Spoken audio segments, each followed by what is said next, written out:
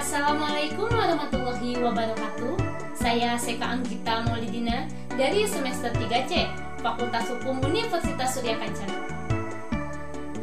Di sini saya akan review jurnal hukum pidana tentang penegakan hukum terhadap pelaku kekerasan fisik terhadap anak. Suatu penelitian di wilayah hukum Polsek Janto Aceh Besar, disusun oleh Nelly Ardila dan Nur Hafifah.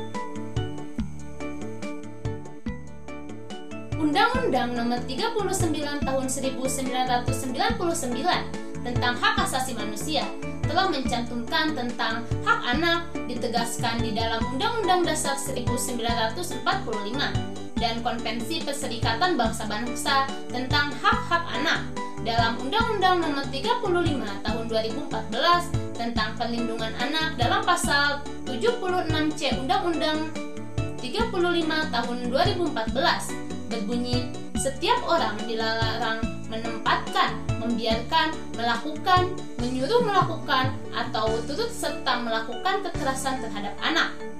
Ketentuan pidana bagi setiap orang yang melanggar Pasal 76C ini bagi pelaku kekerasan atau penganiayaan ditentukan dalam Pasal 80 Undang-Undang Nomor 35 Tahun 2014. Perbuatan yang dilakukan oleh pelaku yang dikenakan ini dikarenakan pelaku melakukan kekerasan fisik terhadap anak.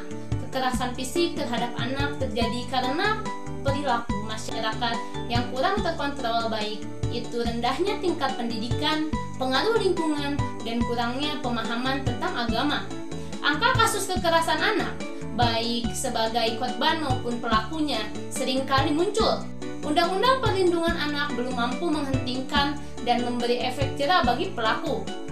Langkah nyata pemerintah sampai saat ini belum terlihat karena lemahnya peran aparat penegak hukum yang tidak aktif secara langsung mengasut permasalahan kekerasan terhadap anak ini, dan permasalahan kekerasan terhadap anak ini tidak menjadi prioritas aparat penegak hukum.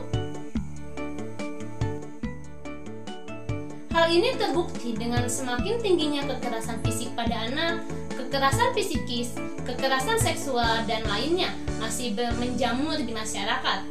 Dari keempat kasus kekerasan fisik terhadap anak, yang terdapat satu kasus yang bisa diselesaikan secara mediasi, sedangkan kasus lainnya dilanjutkan ke tahap selanjutnya. Dalam permasalahan kasus yang bisa diupayakan damai, ini terjadi karena pelaku sangat menyesali perbuatannya dan berjanji tidak akan mengulanginya. Kekerasan ini dianggap kekerasan yang termasuk dalam penganiayaan ringan, yaitu masih bisa diusahakan damai. Penegakan hukum dapat dikatakan sudah efektif dengan cepatnya proses penanganan, tapi perlu melakukan sosialisasi terhadap masyarakat mengenai penegakan hukum tentang Undang-Undang Nomor 35 Tahun 2014 tentang perubahan atas Undang-Undang Nomor 23 Tahun 2002 tentang perlindungan anak, bahwa melakukan tindak pidana kekerasan fisik terhadap anak akibat hukumnya adalah sangat berat dan sangat berpengaruh untuk si anak, menghambat perkembangan anak yang seharusnya anak dijaga dan dilindungi, menanamkan nilai-nilai agama yang baik kepada masyarakat sehingga nilai tersebut bisa tertanam dalam diri seseorang agar tidak melakukan tindak pidana jenis apapun, agar tidak menyakiti sesama manusia. Sanksi pidana terhadap pelaku tindak pidana kekerasan pada anak sudah berjalan cukup baik, di mana pelaku mendapatkan hukuman sesuai dengan perbuatannya. Sanksi tersebut antara lain dari yang teringan sampai yang terberat. Penerapan sanksi ini tergantung pada jenis kekerasan yang dilakukan. Oke, mungkin cukup sekian. Terima kasih banyak.